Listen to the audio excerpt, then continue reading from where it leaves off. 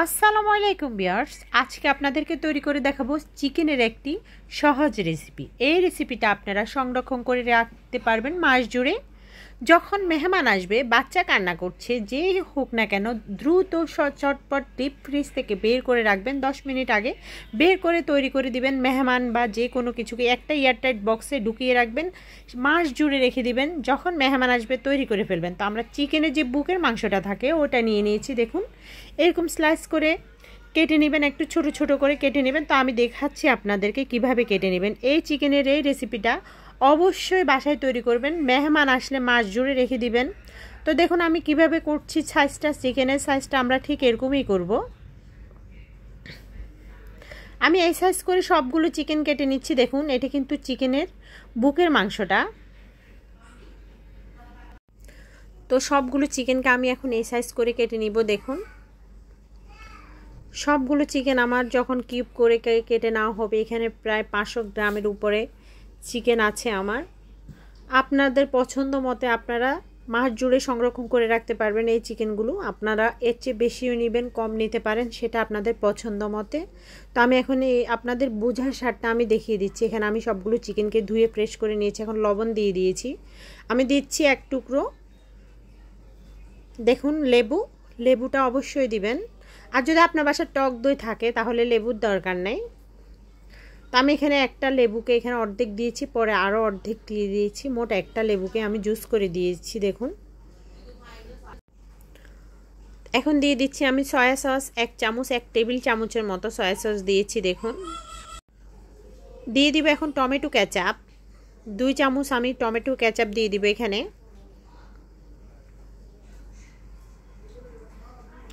তো দেখুন, আমি 2 চামচ টমেটো কেচাপ দিয়ে দিয়েছি। এখন দিয়ে দিচ্ছি গোলমরিচের গুঁড়ো। আমি সাদা গোলমরিচটা দিয়েছি, তবে কালো গোলমরিচটা আরও স্ট্রং হয়, আপনার যারা কালো গোলমরিচটাও দিতে পারেন। দিয়ে দিচ্ছি আদা রসুন বাটা 1 চা চামচ করে।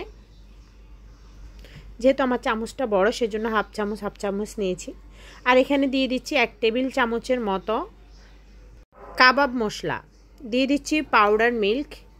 এখানে আমি গুঁড়ো দুধটা 2 চামচের মতো ব্যবহার করছি, যেহেতু আমি টক দই এখানে দিই নাই, সেজন্য লেবু এবং গুঁড়ো দুধ দিয়েছি। আপনাদের বাসায় টক দই থাকলে আপনারা টক দই দিয়ে দিবেন। আর যাদের বাসায় টক দই নাই তাদের জন্য আমি এই সহজ রেসিপিটা দেখিয়ে দিচ্ছি।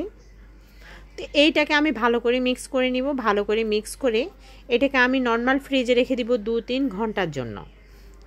যতক্ষণ আপনারা রাখবেন অতক্ষণ কিন্তু এটার ভিতরে সম্পূর্ণ মশলাগুলো ঢুকিয়ে যাবে। ওইদিকে খেয়াল রাখবেন, ওটা কিন্তু একদম সফট হয়ে যাবে। যতক্ষণ আপনারা ফ্রিজে রাখবেন ততক্ষণ কিন্তু এটা সফট হয়ে যাবে। তো এখন আমি একটি এরকম পেপার দিয়ে মুড়িয়ে নিচ্ছি। দেখুন, ঢাকনা দিয়ে দিচ্ছি। এখন ফ্রিজে রেখে দিব 2-3 ঘন্টার জন্য। আপনাদের হাতে যত সময় থাকে আপনারা অতক্ষণ রাখতে পারেন। তো আমি এখন ফ্রিজ থেকে বের করে নিচ্ছি। দেখুন, ফ্রিজ থেকে বের করে নেওয়া হয়ে গিয়েছে আমার। তো এটা আমি প্রায় 3 ঘন্টার উপরে রেখেছি। এখন এটাকে মিক্স করে নিচ্ছি। দেখুন, আমি একটি কাঁটা চামচের মাধ্যমে এটাকে আরেকটু নেড়ে চেড়ে মিক্স করে নিচ্ছি।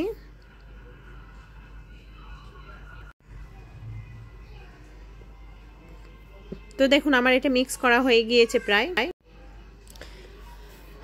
তো এটার জন্য আমাদের কিন্তু লাগবে ব্রেড গ্রাম। আমরা এটাকে, আপনার চাইলে যদি আপনাদের ব্রেড গ্রাম না থাকে তাহলে আপনারা বিস্কুটের যে টোস্ট বিস্কিট থাকে ওইটাকে পাউডার করে নিতে পারেন। এটা আমার হোমমেড ব্রেড গ্রাম। আমার এই রেসিপিটা দেওয়া আছে, আপনারা চাইলে দেখে নিতে পারেন। এটা হোমমেড ব্রেড গ্রাম।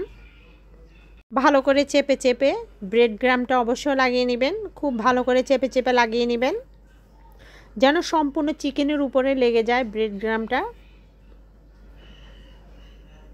এইভাবে যদি আপনার চিকেন পাকোড়াটা একদম সারা বছর জুড়ে রেখে দিতে পারেন। তো দেখুন, আমি একটি স্টিলের প্লেটে রাখছি। আমি একটু ফাঁকা ফাঁকা করে করে রাখবো। আমি আরেকটা আপনাদেরকে দেখাচ্ছি। আমি খুবই বেশি করে করে ব্রেড গ্রামকে চেপে চেপে লাগিয়ে দিব, যেন কোনো জায়গা ফাঁকা না থাকে।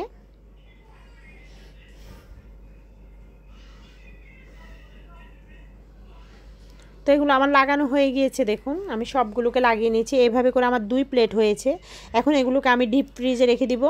যতক্ষণ পর্যন্ত শক্ত না হয় অতক্ষণ পর্যন্ত রেখে দিব। তো যত ঘন্টা লাগে আপনার এই চিকেনটা শক্ত হতে, বরফ হতে ততক্ষণ সব পর্যন্ত রেখে দিবেন। তো আমি এখন ডিপ ফ্রিজে রেখে দিচ্ছি এটাকে। তো আমার প্রায় 3-4 ঘন্টা পর্যন্ত লেগেছে ডিপ ফ্রিজে এটা শক্ত হতে। তো এখন আমি ডিপ ফ্রিজ থেকে দেখুন বের করে নিয়েছি। এখন আমরা একটি এয়ারটাইট বক্সে এটাকে ঢুকিয়ে রাখব। তো দেখুন এটা আমার বরফ হয়ে গিয়েছে, আমি এয়ারটাইট বক্সে এখন ঢুকিয়ে নিব। আপনার চাইলে জিপলং ব্যাগেও রাখতে পারেন, ওইটা আপনাদের পছন্দ মতো যে কোনো বক্সে রেখে দিতে পারেন। আমি এখন একটি এয়ারটাইট বক্স নিয়ে নিয়েছি, আমি এরকম বক্স নিয়ে নিয়েছি। দেখুন এই বক্সে আমি এখন ঢুকিয়ে রাখছি সবগুলো। মেহমান আসলে খুবই দ্রুত আপনারা এই ফ্রিজ থেকে বের করে অল্প কিছু তেল দিয়ে রেডি করে নিতে পারেন খুব সহজেই। মেহমান আসলে আর টেনশন থাকবে না। আপনার বাসায় যদি এরকম কিছু রেডি করা থাকে তাহলে কিন্তু ডিপ ফ্রিজ থেকে খুব 2 মিনিট 3 মিনিট আগে বের করে রাখবেন। আপনার তেল গরম হতে হতে কিন্তু এটা বরফটা ছেড়ে দিবে, তখন আপনি দ্রুত ভেজে নিতে পারবেন। তো এটাকে আমি এখন এয়ারটাইট বক্সে রেখে দিব ফ্রিজে।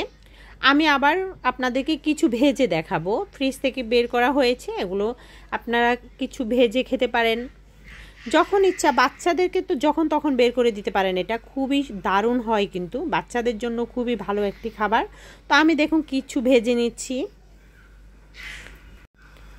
অল্প কিছু তেল দিয়ে ভেজে নেবেন, এত বেশি সময় লাগে না, যেহেতু এটা চিকেনটা এমনিতেই অনেকটা সফট হয়ে গিয়েছে। যখন আমরা ম্যারিনেট করে রেখেছিলাম তখনই অনেকটা সফট হয়ে গিয়েছিল। তো দেখুন সবগুলো চিকেন আমরা এভাবে ভেজে নেব, উল্টিয়ে পাল্টিয়ে ভালো করে একটু ভেজে নেবেন। আর বেশি তেলে ভাজলে আরও সুন্দর হবে। আমি এখন বেশি তেলে ভেজে দেখাচ্ছি না, আমি অল্প তেলে ভেজে দেখাচ্ছি। তো চিকেনগুলো আমার রেডি হয়ে গিয়েছে দেখুন, এখন আমি তুলে নেব। এগুলো আপনারা চস বা